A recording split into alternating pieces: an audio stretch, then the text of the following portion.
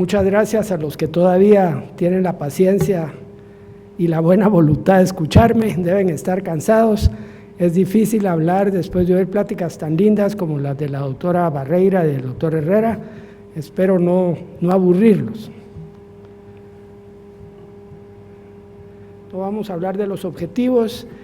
La historia de la cirugía tiroidea empieza con Billroth a mediados y finales del siglo XIX. Fue el primero en practicar tiroidectomías con una mortalidad menor al 10%, que en esa época alcanzaba el 40 o 50%, en contra de posturas radicales como la que se sostenía en Inglaterra, que la remoción de la glándula tiroides era impensable, lo que se decía en el continente europeo que era temerario, o lo que se decía en los Estados Unidos, que la comparaban la tiroidectomía con una horrible carnicería. Además de sus aportes, yo diría que el mayor aporte de Billroth fue formar alumnos distinguidos, entre ellos Wolfler, el primero en describir la tetania postiroidectomía, Eisenberg, el primero en intentar trasplantes de tejido tiroideo y paratiroideo, Mikulicz, quien propuso las resecciones subtotales para preservar tejido funcional, y Kocher, probablemente su mejor alumno y considerado el padre de la cirugía tiroidea hasta la fecha. Él pulió la técnica de Halsted, enfatizando de manera importante la hemostasis y la antisepsia. Obviamente, paralelamente hubo algunos progresos y cambios en la anestesia. Logró una mortalidad menor del 1% en tiroidectomías y logró bajar la mortalidad de las tiroidectomías por hipertiroidismo a alrededor del 4 o 5% de los pacientes que operaba, y además estableció la cirugía por etapas, en lugar de intentar quitar la glándula en un solo tiempo. David Marin fue el pionero en establecer programas para la erradicación del bocio endémico. De hecho, él decía que el bocio endémico es la enfermedad más fácil de prevenir, y logró probarlo con un estudio pionero en un pueblito que se llamaba Akron, en Ohio, exponiendo a jóvenes entre los 8 y los 12 años, sometiéndolas a una dieta rica en yodo, sobre todo yodando la sal. Convenció a los productores locales de sal que agregaran yodo a la sal, y como ustedes ven, en 1924 se estableció ese primer programa. Eso fue en Michigan, y en ese año la tasa o la prevalencia o la incidencia de bocio, no prevalencia sino que incidencia, era del 38.6%, y en 1936, después de haber logrado que se legislara la iodinización de la sal, había bajado a 8.2%, y en 1929 el 3.2%. Todas las operaciones que se hacían en el estado de Michigan eran por bocio, y en 1950 no representaban ni el 1%. Así es que eso creo que fue un cambio absolutamente importante en tiroidología. El primer país latinoamericano en legislar para que se yodara la sal y se erradicara el bocio endémico fue México en 1950. Luego le siguió, hubo un intento en la Argentina, en Mendoza, que nunca fructificó, porque en Mendoza todavía existe el Instituto del Bocio y todavía tienen una incidencia muy grande. Después fue Costa Rica en el 54 y Guatemala en el 55. Fue uno de los primeros trabajos del INCAP, que fue dirigido no por Marín, sino por Kimball, que fue el compañero de Marín durante todo este tiempo. Después de descubrir y saber el rol del yodo en la formación, en la tiroidogénesis y en todo lo demás, se empezó a usar el yodo con aplicaciones diagnósticas y terapéuticas. A Saúl Hertz se le atribuye el primer tratamiento con yodoterapia de hipertiroidea. Eso fue en 1941. Le dieron una mezcla de yodo 131 con yodo 128, una dosis muy pequeñita que requirió de 2 dosis adicionales en las semanas siguientes, pero esto abrió el camino para usar el yodo, como les digo, no solo con propósitos terapéuticos, inicialmente para tratar hipertiroideos, posteriormente como un tratamiento adyuvante a la cirugía en cáncer bien diferenciado de tiroides y para hacer estudios diagnósticos como el centellograma, que prácticamente está fuera del armamentario de los que manejamos problemas tiroideos y que tienen muy pocas indicaciones actualmente. Otro paso fue el inicio del uso rutinario de la utilización de estudios por imágenes, y si pueden ver acá, tal vez lo más dramático fue la irrupción de la ultrasonografía a finales de los años 70, que alcanzó su pico a finales de los años 90, asociando al ultrasonido la biopsia dirigida de tiroides, y como vieron, eso igual que el aumento del uso de la tomografía y la resonancia magnética nuclear, que tuvieron como producto triplicar o cuatriplicar la detección de cánceres bien diferenciados de la tiroides, de más o menos 3 a 4 por 100.000 habitantes, alrededor de 14 o 15 habitantes por 100.000 habitantes en los Estados Unidos. Esto fue más dramático todavía en Corea, donde se estableció un programa de detección precoz de cáncer del tiroides y pasó la prevalencia igual de 2 o 3 por cada 100.000 habitantes al 68 por 100.000 habitantes, lo que hizo dar marcha atrás, y actualmente están proscritos los programas de detección temprana o la realización de ultrasonidos rutinarios en pacientes en los cuales no se sospeche la existencia de una alteración morfológica de la glándula. Vemos que los endocrinólogos a los pacientes con Hashimoto, aunque tengan una variante esclerotrófica, les hacen un ultrasonido, que los ginecólogos, además de hacer un ultrasonido ginecobstétrico, a todos los pacientes les hacen un ultrasonido de cuello, y lo único que eso hace es detectar incidentalomas, que muchos de ellos son microcarcinomas papilares, que son motivo de estudios adicionales, incluso de cirugías, con riesgos, con complicaciones, con gastos que podrían haber sido evitados. Esto ha provocado una epidemia de sobrediagnóstico, y eso lo podemos sostener porque aunque la prevalencia ha aumentado, la tasa de mortalidad se ha mantenido estable durante todo este tiempo, y esta sobreepidemia de diagnóstico se ha basado prácticamente en tumores menores de 2 centímetros, y la gran mayoría de ellos, en el caso de ser malignos, por carcinomas papilares. Así es que eso motivó a las asociaciones, la coreana, la americana, la europea, primero a uniformizar la forma en que se reportan las biopsias por aspiración y a establecer criterios tanto clínicos como ultrasonográficos para determinar qué hacer con los nódulos descubiertos incidentalmente por estudios por imágenes. Los nódulos tiroideos se reportan desde el punto de vista ultrasonográfico por sus características de acuerdo a varias guías.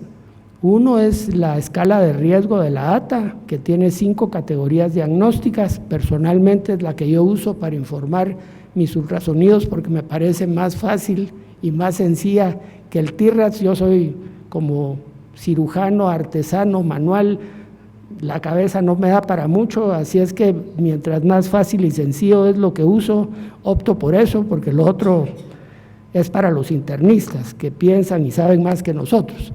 Tal vez lo importante es que tanto la guía de la ATA como el TIRADS, ambas están de acuerdo en que independientemente de las características ultrasonográficas de los nódulos, no se recomienda hacer biopsias a lesiones menores de 1 centímetro.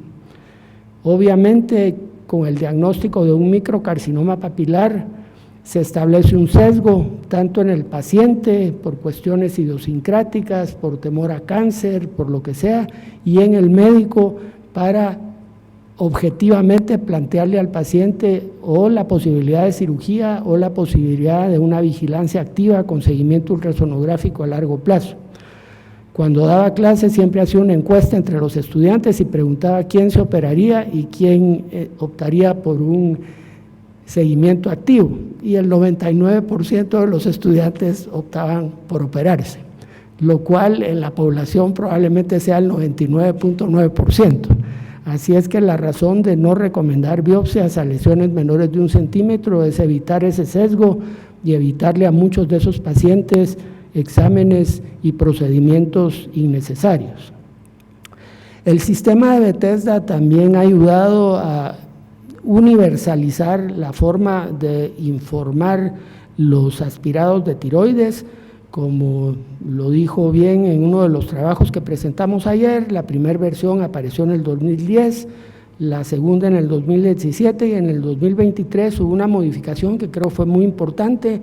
Ahora ya el Bethesda 2 no solo dice benigno, sino que tiene que decir si eso es compatible con una enfermedad nodular folicular, si es compatible con una tiroiditis, con un Hashimoto, etcétera. Igual que las neoplasias foliculares, ya el diagnóstico no solo es neoplasia folicular, sino que hay que decir si las células son células foliculares típicas o si son células oncocíticas que hagan pensar en el antiguamente llamado tumor de Hürtel y que ahora se conoce como un tumor oncocítico o un carcinoma oncocítico en el caso del maligno. Si se trata de cáncer, no es suficiente con decir maligno, cáncer, hay que tipificarlo. Es un linfoma, es un sarcoma, es un carcinoma papilar. A finales del siglo XX y principios del siglo XXI se han producido cambios importantes que han hecho que el abordaje de los pacientes con enfermedad tiroidea y particularmente los que necesitan cirugía haya cambiado. Primero, para planificar cirugías menos extensas, más precisas, personalizadas y seguras. Lo primero es el uso del neuromonitor, empujados en Europa por el doctor Dralle en Alemania. Incluso gracias a su trabajo y a su insistencia, en Alemania es legalmente mandatorio operar con el neuromonitor. No se permiten hacer tiroidectomías sin el uso del neuromonitor, y por el doctor Randolph de este lado del Atlántico. Aunque los primeros prototipos para hacer neuromonitorización aparecieron en el 70, lo importante fue la aparición del Grupo Internacional para el Estudio de la Monitorización Neural, que se fundó en el 2006 para establecer guías, parámetros y saber cómo manejarlo. Para los que no han usado la neuromonitorización, el neuromonitor ofrece grandes ventajas. Uno, ayuda a la identificación del nervio haciendo mapping. Permite la identificación en algunos casos más tempranamente durante el procedimiento que cuando uno lo busca sin tener ninguna guía. Previene la lesión recurrencial bilateral. Si uno perdió la señal de un lado y tiene un recurrente no funcional y está operando a un paciente por enfermedad bilateral benigna, pues es un momento de reflexión y eso podría ser la razón para no quitar el otro lado y no exponer al paciente a una parálisis bilateral.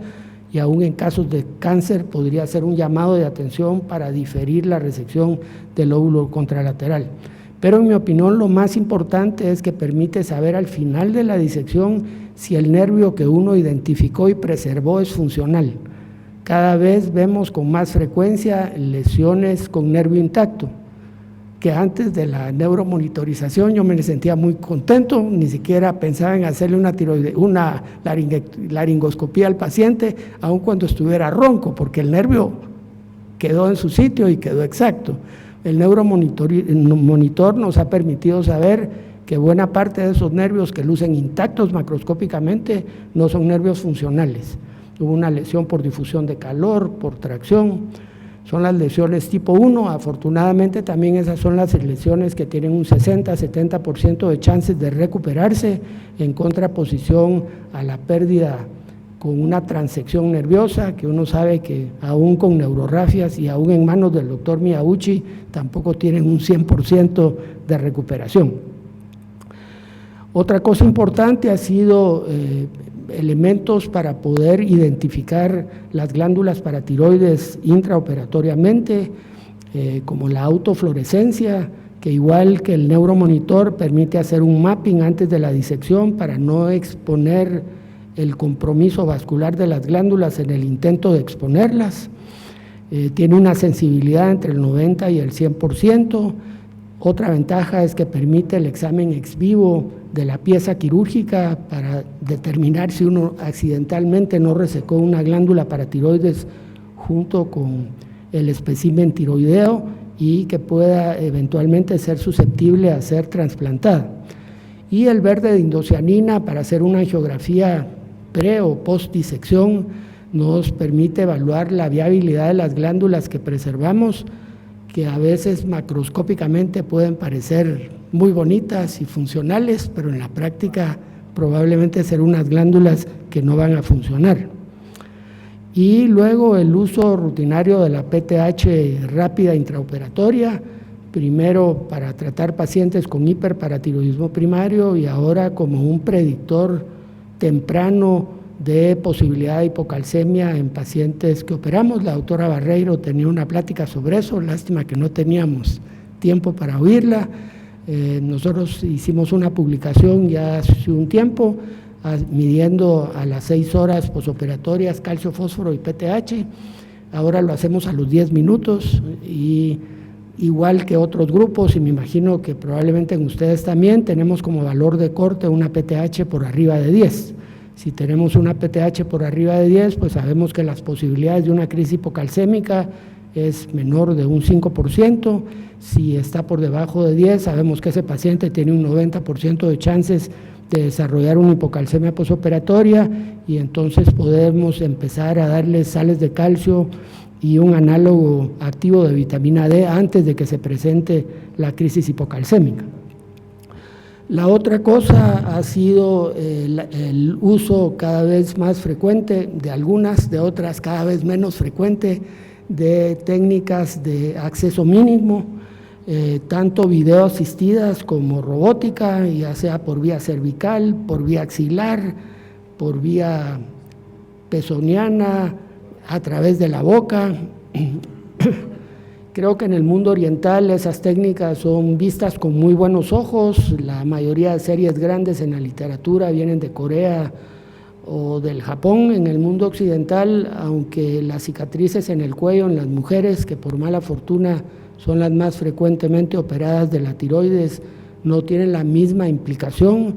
Así es que, en mi opinión, creo que son artificios quirúrgicos que el único aporte real que tienen es el no tener una cicatriz en el cuello, ¿verdad? Sin duda la mejoría cosmética es indiscutible, pero aparte de eso no ofrecen ninguna ventaja. Y la ablación por radiofrecuencia, por láser, por ondas de ultrasonido, etcétera, que creo que es algo que está cada vez cobrando más auge y que sus indicaciones, como se platicó hace un rato, cada vez se amplían. También ofrece como ventaja cosmética el que no hay una cicatriz, que sí es un procedimiento invasivo, pero que no tiene la morbilidad que tiene una tiroidectomía, y que también permite la preservación de tejido funcional y de la función para evitar que la gran mayoría de pacientes tengan que tomar posteriormente hormona de reemplazo. Otra cosa importante ha sido el aporte inicial de los estudios genéticos, ya la doctora Barreiro nos habló de algunos casos en particular. De hecho, el primer estudio genético que se hizo en pacientes con patología tiroidea fue en los pacientes con carcinomas medulares asociados a poliendocrinopatía, tanto al NEM2A como al NEM2B. Fue el primer tumor en el que se logró establecer una correlación fenotípica genética, determinando la presencia de una mutación del protoncogen RET en la línea germinal.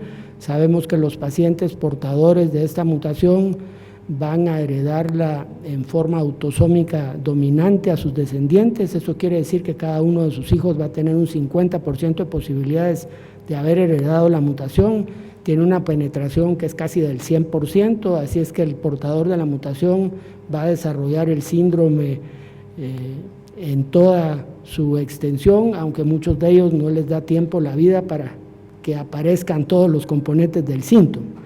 Y permitió la tiroidectomía profiláctica, ya lo dijo la doctora, dependiendo del codón afectado, el momento de hacerla, antes de los 6 meses, antes de los 5 años. Obviamente, mientras más pequeños se operan los pacientes, más riesgo hay de hacer daño, aunque estos pacientes mueren del cáncer medular, y en aras de eso creo que se justifica plenamente la tiroidectomía profiláctica. Las pruebas moleculares, que al inicio eran unas pruebas rule out, rule in, eso quería decir o es o no es. Actualmente el perfil de las pruebas ha cambiado, el número de genes y mutaciones que se investigan son mucho más grandes, y ya su uso no solo es en los aspirados para saber a quién hay que operar, a quién no hay que operar, si hay que hacer una tiroidectomía total o una lobotomía, sino que aún en la pieza quirúrgica para saber qué pacientes son portadores de una mutación agresiva, como los genes de fusión, como el BRAF asociado a NTKR o algunas otras de las mutaciones. Esto es solo para que tengan idea de cómo han ido evolucionando las pruebas, su sensibilidad de esta en particular, que es el ThyroSequence, 65% de sensibilidad en el 2007 y en el 2017 94% de sensibilidad. Probablemente la prueba que más investigación y más información nos da es el ThyroSequence versión 3, que puede detectar 112 genes con 12.135 variantes, 120 fusiones y además ahora también nos da información sobre los microRNAs.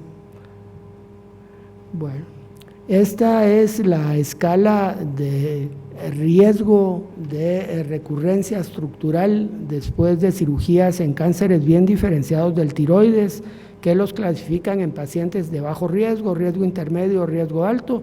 Ese riesgo estaba dado por las características del tumor, por características histopatológicas, y ahora a esos parámetros histológicos y clínicos hay que asociarles el perfil genético del tumor, y sabemos que las mutaciones con genes de fusión como el BRAF-TERT o el RAS-TERT se asocian con tumores de mal pronóstico, con alta tasa de recurrencia, con mayores posibilidades de dar metástasis tanto locorregionales como a distancia, así como las mutaciones exclusivas del RAS, en particular el KRAS, no el NRAS, que tiene un mal pronóstico, se asocian con buen pronóstico. Bueno, otro concepto relativamente nuevo es la iodo-resistencia, que la doctora Barreira la descubrió muy bien por la falta de expresión del transportador de sodio-yodo, que es lo que permite la llegada del yodo y la liberación de radioactividad en las células tiroideas, que afortunadamente se presenta solo en un porcentaje pequeño de pacientes con carcinomas bien diferenciados. Los localmente avanzados o localmente agresivos representan alrededor de un 5-10%, y de estos la mitad van a ser yodo resistentes.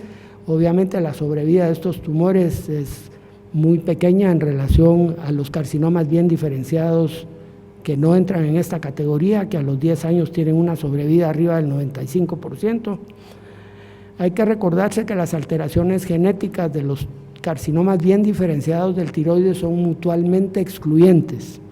Los que son RAS no pueden ser BRAF, y los que son BRAF no pueden ser RAF.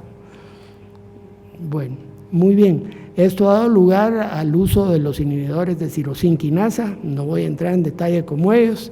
Ahorita tal vez solo recordar que hay unos que inhiben múltiples quinasas y que actúan en diferentes sitios, pero que hay inhibidores selectivos, ¿verdad?, como el Dravafenib o el Verapamib, que inhiben el BRAF, y otros que inhiben diferentes cascadas de señalización. Esto es algo que yo nunca creí que iba a haber. Desgraciadamente vi morirse muchos pacientes, sobre todo en mi práctica institucional, que nos llegaban con un bocio de largo tiempo de evolución, que en la última semana había crecido, y el paciente llegaba con disnea, disfagia y una masa enorme en el cuello. Les hacíamos una biopsia por aspiración, la reportaban como un anaplásico, y lo único que uno podía decirle al paciente es: prepare sus cosas, hable con su familia, no importa qué le den o qué le hagan, irremediablemente usted va a fallecer en los próximos días o semanas. Y era una muerte terrible en asfixia, mirando uno impávido cómo el paciente se moría y cómo sufría el paciente y su familia. Este es un caso del MD Anderson en Houston. El paciente llegó con un cuadro franco de dificultad respiratoria, sin poder comer, con una carga tumoral enorme, como se ve en este PET scan CT, ¿verdad? Le hicieron una biopsia cortante, que ahora es la regla en los carcinomas anaplásicos, ya no se recomienda hacer biopsias por aspiración, y esa biopsia cortante debiera, como primer paso, saber si tiene una mutación del BRAF. Antes tomaba una semana haciendo una secuenciación completa del DNA, ahora se puede hacer por inmunohistoquímica y tener el resultado 24 o 48 horas. Este paciente, además de tener una mutación del BRAF, tenía una mutación del P53, del NRAS y del PDL1, importante eso.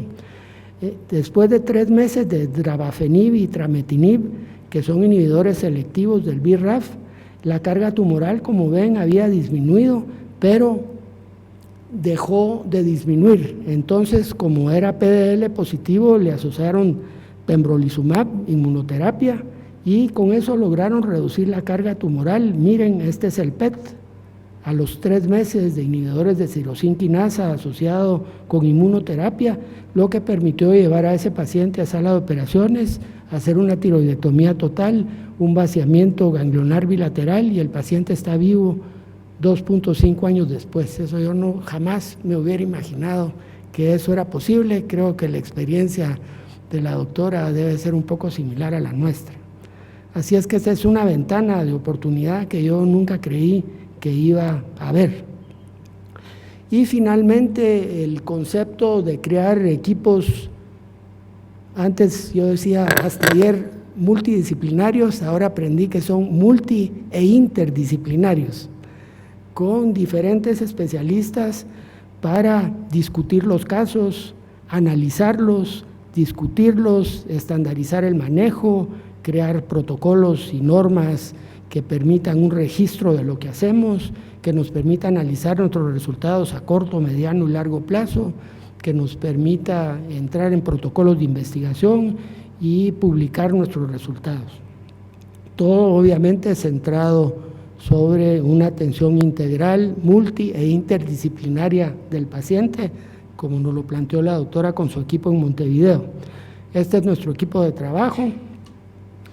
Aquí hay especialistas, hay oncólogos, radiólogos, cirujanos oncólogos, genetistas, nutricionistas, psiquiatras, médicos nucleares, el personal de apoyo de secretaría, el personal de apoyo administrativo, el personal de limpieza. Todos somos parte de este equipo, gracias a la iniciativa del doctor Garzuzi aquí presente y el doctor Cordón, que fueron los iniciadores de este proyecto. Así es que les agradezco mucho su atención.